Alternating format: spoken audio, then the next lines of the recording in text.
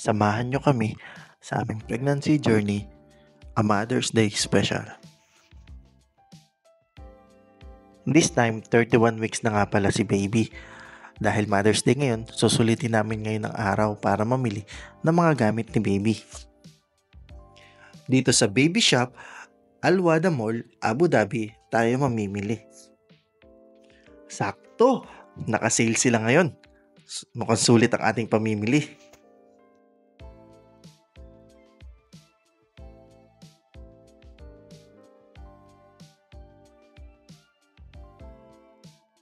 At sa wakas, sa pagkatagal-tagal at pagkahaba-haba ng aming pagpili, sa wakas nakabili na rin kami ng mga gamit ni baby. At take note, kulang pa rin yan ha.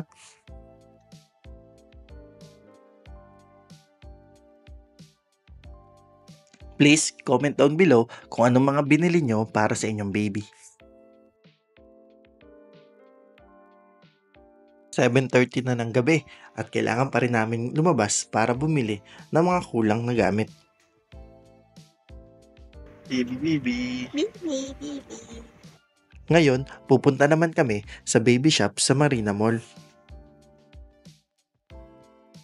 Napakaganda naman ng park dito sa may bus stop. Ang daming ilaw sa gabi. Ano yan? Chocolate!